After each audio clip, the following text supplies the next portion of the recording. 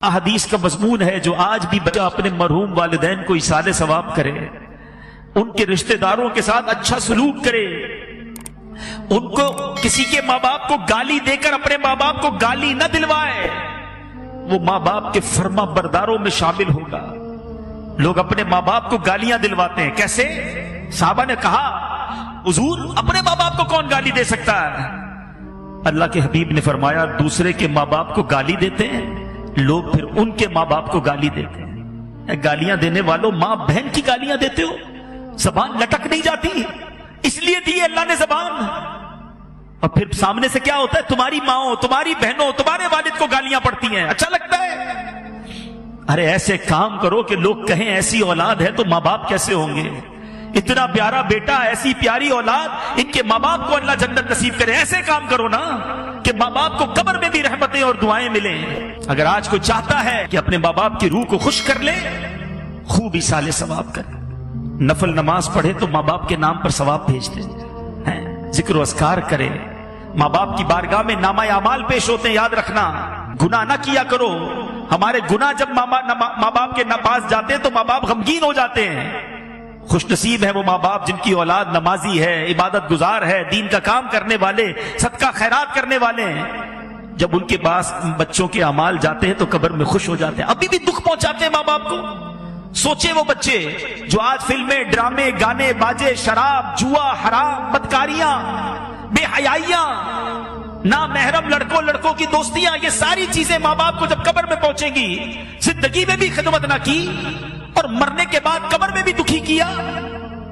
ارے انہیں راضی کرنا ہے تو ایسا کرو کہ روز ثواب پہنچے۔ میں مشورہ دیتا ہوں اللہ کی رحمت سے، جو بھی کہہ رہا ہوں یہ تحدیث نعمت اور جو بھی ہے یہ اپنی والدین ہی کی تربیت اور امیر اہل سنت کی تربیت کا صدقہ ہے۔ ہمارے پاس تو جو بھی ہے والدین کا ہے نا، یہ بھی ایک بات یاد رکھنا، جن کے ماں باپ حیات ہیں اور چلے جائیں، دونوں صورتوں میں ایک بات یاد رکھنا کہ آپ کے پاس اور میرے پاس جو کچھ ہے، پیسہ ہے، عزت ہے، شہرت ہے، مقام ہے، واٹ ایور، یہ سب کچھ ماں باپ کا ہے۔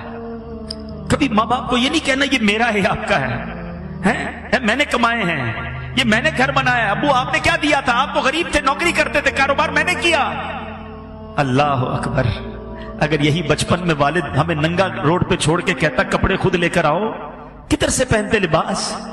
ہم بغیر کپڑوں کے پیدا ہوئے، ماں باپ نے کپڑے پہنائے، ہمیں کھانا چاہیے تھا، نوالے کھلائے، چلنا نہیں آتا تھا، انگلی پکڑ کر چلایا، ارے استنجا نہیں کر سکتے تھے، ہمارے استنجا صاف کیے، ہم رات بھر روت کر ان کو جگاتے رہے، وہ جھولا دیتے رہے۔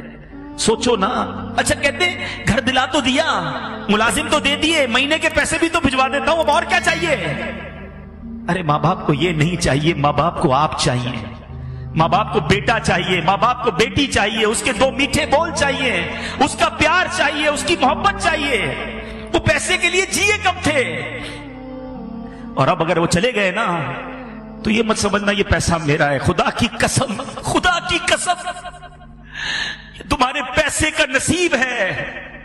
اگر تمہارا پیسہ ماں باپ کے لیے کسی جگہ استعمال ہو جائے، ماں باپ پر خرچ ہو جائے اور زندگی میں خرچ ہو جائے، تو خوش نصیب ہے وہ بچہ کہ کبھی ماں باپ کو کچھ لا کر کھلائے، کبھی ماں باپ کو کچھ اچھا پہنائے، کبھی ماں باپ کو کوئی تحفہ دے۔ اس سے زیادہ خوش نصیب کوئی نہیں ہے۔ ساری زندگی جنہوں نے مجھے پہنایا، جنہوں نے کھلایا، آج اللہ نے موقع دیا کہ میں ان کو کچھ پیش کر سکوں، اور اگر اس وقت نہ کر سکے، اللہ نے بعد میں مال دے دیا ہے، اللہ نے بعد میں نواز دیا ہے نا، تو آج کر لو نا، بھیجو نا ثواب انہیں، صدقہ کر کے، خیرات کر کے۔ مشورہ دیتا ہوں ماں باپ کے نام کی مسجد بناؤ، اللہ نے دیا ہے نا، اللہ بڑا کریم ہے، صرف ماں باپ کو ثواب نہیں ملے گا۔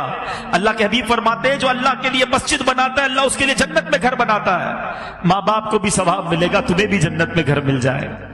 اور ہم نکمے روز ثواب نہیں پہنچائیں گے، مسجد والے روز ثواب پہنچائیں گے۔ مجھے جب بھی فیضان جیلان دیکھتا ہوں، اس مسجد میں جب بھی آتا ہوں، مجھے سکون ہوتا ہے کہ انشاءاللہ یہاں ہونے والی ہر نماز میں میرے والد کو ثواب ملتا ہو، یہاں ہونے والے ہر اجتماع میں میرے والد کو، مجھے بڑی امید ہے، مجھے یاد ہے وہ سارے دن کہ اس مسجد میں کتنے نمازی تھے اور کس طرح ابو آتے تھے، کس طرح ہماری ہمتیں بڑھاتے تھے۔